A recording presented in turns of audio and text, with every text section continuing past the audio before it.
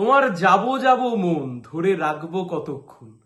অথবা একটু অন্যভাবে বললে বলা যায়, সানডে দিলাম বামকে, মন্ডে দিলাম ডানকে, টিউসডে দেব কাকে।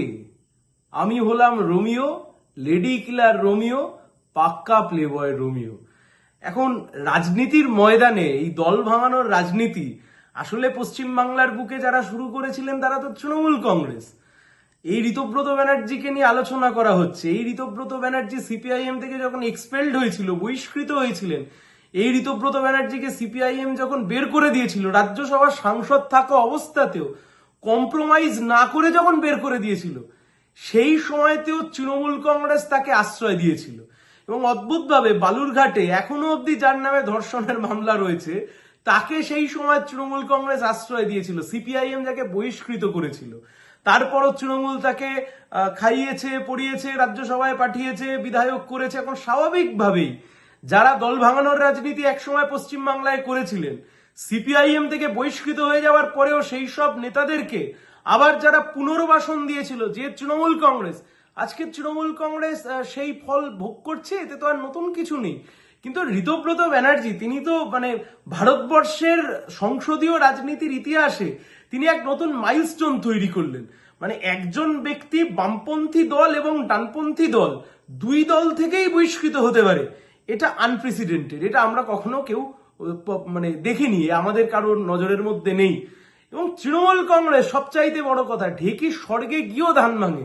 তৃণমূল যতদিন শাসক ছিল, তৃণমূল একের পর এক চুরি দুর্নীতি জালিয়াতি করেছে। তৃণমূল শাসক থেকে বিরোধী হয়েছে, হয়ে নিজেদের বিধায়কদের মধ্যে সই জালিয়াতি করছে। আসলে ঢেকি স্বর্গে গিয়ে যে ধান ভাঙে, আসলে তৃণমূল তা পরিষ্কার করে দিল, স্পষ্ট করে দিল। আর ঋতব্রত ব্যানার্জি, যে বলছিলাম যে সানডে দিলাম বামকে, মন্ডে দিলাম ডানকে, আর টিউসডে দেব কাকে, কিন্তু দিল তো দিইনি কাউকে।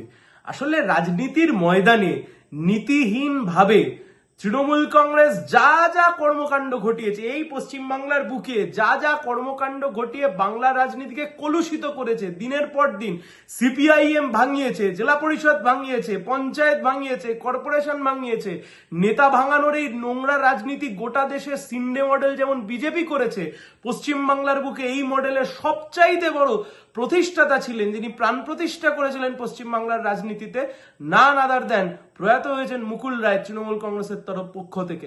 আজকে তৃণমূল তার ফল ভোগ করছে। সংসদীয় রাজনীতিকে যারা কলুষিত করেছে, এইভাবে তাদের ফল ভোগ করতে হবে।